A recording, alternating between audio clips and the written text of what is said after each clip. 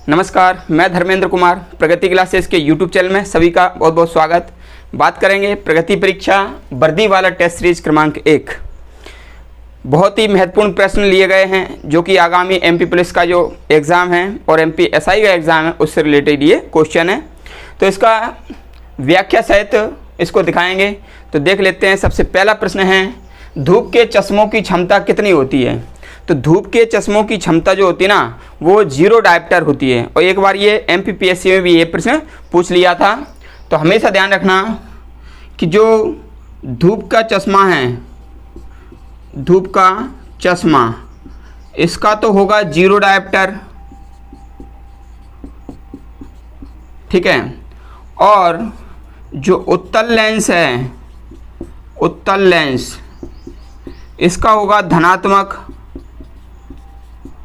और जो अवतल लेंस है, अवतल लेंस, इसका होगा ऋणात्मक, ऋणात्मक क्षमता होती है। तो ये 3 चीज़ें हमें याद रखना है। तो धूप के चश्मे की जो क्षमता क्या होती है? 0 डायोप्टर होती है। क्या होता है कि लेंस की फोकस दूरी का जो व्युत्क्रम होता है उसको लेंस की क्षमता कहते हैं। लेंस की, किसी लेंस की फोकस दूरी का व्युत्क्रम, उसे लेंस की क्या कहते हैं? क्षमता कहते हैं। और धूप के चश्मे का जो क्षमता होता है वो 0 डायोप्टर होता है, क्योंकि डायोप्टर से उसको माना जाता है। और उत्तल लेंस का होता है धनात्मक डायोप्टर होता है, अवतल लेंस का होता है ऋणात्मक। पहला क्वेश्चन क्लियर हुआ। देख लेते हैं दूसरा प्रश्न। तो दूसरा प्रश्न है, किसी उपग्रह में अंतरिक्ष यात्री द्वारा गिराया गया चम्मच क्या होगा? ठीक है। तो भैया जैसे कि उपग्रह है, उसमें यदि अंतरिक्ष यात्री यदि चम्मच गिरा देता है तो उपग्रह के चारों ओर वह चम्मच भी घूमती रहेगी, वो बाहर नहीं आएगी। क्यों? क्योंकि उस पर कोई वाह्य बल काम नहीं करेगा, तो वह उपग्रह के चारों ओर ऐसे ही घूमती रहेगी, ठीक है। तीसरा क्वेश्चन है कि जो पानी की टंकी है ऊपर से देखने पर कम गहराई की क्यों दिखाई देती है? तो जो पानी की टंकी है वह अपवर्तन के कारण, अपवर्तन के कारण, अपवर्तन के कारण कम गहराई की दिखाई देती है। अपवर्तन क्या होता है?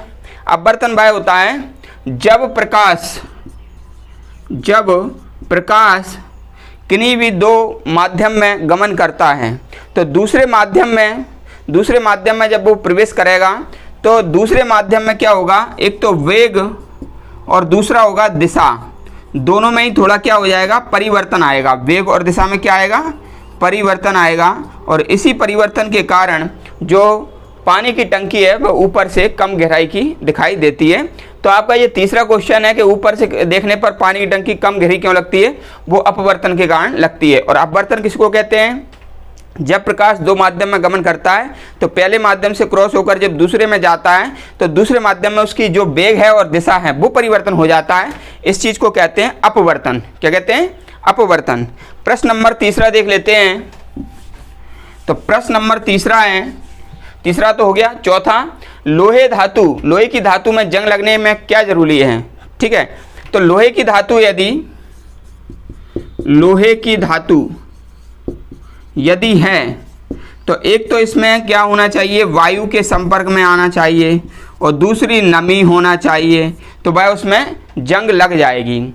और जंग लग जाएगी, जंग लगना एक कैसी रासायनिक क्रिया है। और जंग लगने से बचाने के लिए जस्ताकरण का प्रयोग किया जाता है, यानी कि गैल्वेनाइजेशन का प्रयोग किया जाता है, ठीक है।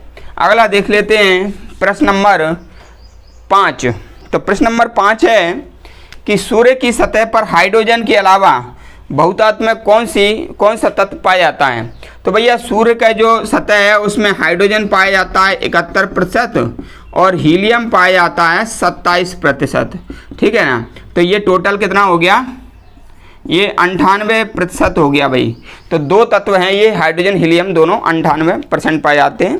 पहला 71% हाइड्रोजन और दूसरा हीलियम, ठीक है। और सूर्य की ऊर्जा का जो मुख्य स्रोत है वह नाभिकीय संलयन या हाइड्रोजन का संलयन है। अगला प्रश्न देख लेते हैं।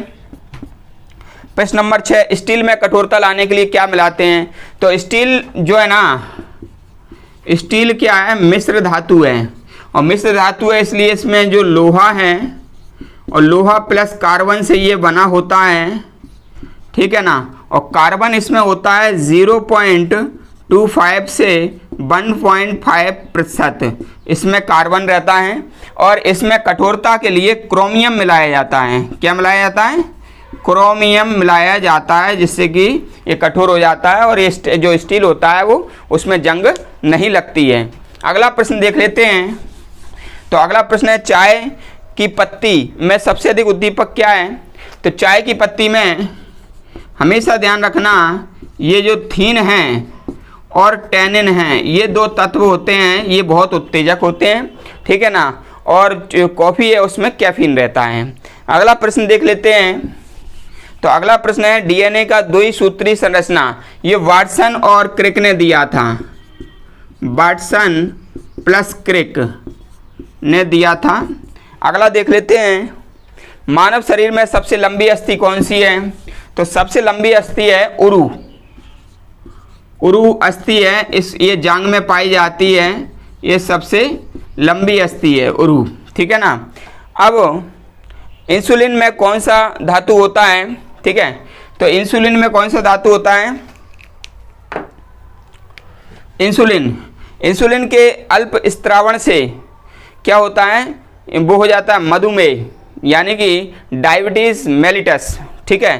तो इंसुलिन के कम स्त्रावण से क्या होता है? डायबिटीज़ हो जाता है, डायबिटीज़ हो जाएगा, डायबिटीज़ मेलिटस हो जाएगा, ये रोग है, डायबिटीज़ मेलिटस रोग हो जाता है। और ये बीटा कोशिकाओं में इंसुलिन कौन? बीटा सेल से स्त्रावित होता है, बीटा सेल से स्त्रावित होता है ये इंसुलिन। और इसकी कमी से क्या मधुमेह या डायबिटीज़ मेलिटस हो जाता है। और इंसुलिन में जस्ता धातु होती है। कौन सी धातु होती है? जस्ता धातु होती है, ये याद रख लेना, ठीक है। तो ये हमारा आज का ये पहला मध्य प्रदेश पुलिस के एग्ज़ाम के लिए ये पहली टेस्ट सीरीज है, प्रगति परीक्षा वर्दी वाला टेस्ट सीरीज। आपको कैसा लगा आप कमेंट्स करके बताएं। एग्ज़ाम के लिए काफ़ी महत्वपूर्ण है ये। अपने दोस्तों के लिए इस वीडियो को शेयर करें और कमेंट्स करें, और जो व्यक्ति नए हैं वो चैनल को सब्सक्राइब करें। सभी का बहुत बहुत धन्यवाद।